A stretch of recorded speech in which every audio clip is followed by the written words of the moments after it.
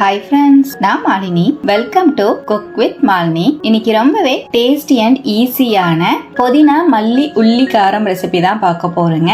Andhra special உள்ளி காரம், அதுல புதினாவும் மல்லி தலையும் சேர்த்து செம்ம டேஸ்டா செய்ய போறேங்க. இந்த மாதிரி ஒரு டைம் புதினா மல்லி உள்ளி காரம் செஞ்சு பாருங்க, செம்ம டேஸ்டா இருக்குங்க. செஞ்சு வச்சுட்டு ஒரு வாரம் வச்சு யூஸ் பண்ணலாம். டேஸ்டாவும் இருக்கும், ஈஸியாவும் செய்யலாங்க. ரொம்ப ஈஸியான இந்த புதினா மல்லி உள்ளி காரம் ரெசிபியை எப்படி செய்யறதுன்னு இப்ப பார்க்கலாங்க. உள்ளிக்காரம் செய்யறதுக்காக நான் இன்னைக்கு ஒரு கை அளவுக்கு மல்லித்தலை, 1.5 கை அளவுக்கு புதினா தலை கிளீன் பண்ணி எடுத்து வச்சிருக்கேங்க. இது அப்படியே இருக்கட்டும். மிக்ஸி ஜார்ல 3 பெரிய வெங்காயத்தை ஸ்லைஸ் பண்ணி சேர்த்துக்கலாம். ஒரு கட்டி பூண்டை முழுசா உரிச்சு அப்படியே சேர்த்துக்கலாங்க. ஒரு 10ல இருந்து 12 பூண்டு சேர்த்துனீங்கன்னா சரியா இருக்கும். 1 டீஸ்பூன் ஜீரகம் ஆட் பண்ணிக்கலாம். 2 டீஸ்பூன் மிளகாய் தூள் சேர்த்துக்கலாம். உங்க காரத்துக்கு தகுந்த மாதிரி மிளகாய் பொடி சேர்த்துக்கோங்க. நான் வீட்ல அரைச்ச தனி மிளகாய் பொடி யூஸ் பண்ணிருக்கேன். 1.5 டீஸ்பூன் கல்லுப்பு சேர்த்துக்கிறேங்க. நல்லா நைஸா அரைச்சுக்கலாம். பாருங்க, நமக்கு உள்ளிக்காரம் ரெடி ஆயாச்சு. இந்த பேஸ்ட் அப்படியே இருக்கட்டும். பேன்ல 1 டீஸ்பூன் ஆயில் ஆட் பண்ணிக்கிறேன். ஒரு கை மல்லித்தலை, 1.5 கை அளவு புதினா சேர்த்துக்கலாங்க.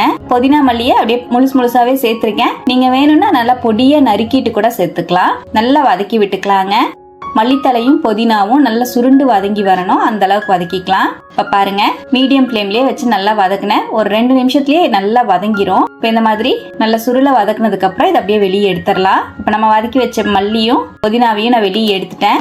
அதே கடாயில 3 டேபிள் ஸ்பூன் ஆயில் ஆட் பண்ணிக்கலாம். உள்ளிக்காரத்துக்கு ஆயில் கொஞ்சம் எக்ஸஸா சேர்த்துனீங்கன்னா ஸ்டோர் பண்ணி வைக்கிறதுக்கு ரொம்பவே யூஸ்ஃபுல்லா இருக்கும். 1 டீஸ்பூன் கடுகுளுந்து சேர்த்துக்கலாங்க.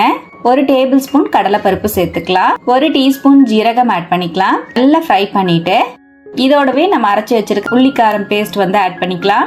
நல்லா மிக்ஸ் பண்ணிக்கலாங்க. மீடியம் ஃப்ளேம்ல வச்சு நல்லா கலந்து விடுங்க. பாருங்க, இந்த மாதிரி நல்லா கலந்துட்டேன். நம்ம சேர்த்த எண்ணெய் எல்லாம் நல்லா அப்சர்வ் ஆயிருக்கு. இப்ப இதோட நம்ம வதக்கி வச்சிருக்கிற புதினா மல்லித்தலையை சேர்த்துக்கலாம். மீடியம் ஃப்ளேம்ல வச்சு நல்லா கலந்து விட்டுக்கலாங்க. மினிமமா ஒரு 10ல இருந்து 15 நிமிஷம் மீடியம் டு லோ ஃப்ளேம்ல வச்சே நல்லா கலந்து விடுங்க. நல்லா சுருண்டு நமக்கு வதங்கி வரணும். பாருங்க, நல்லா வதக்கி விடுறேன்.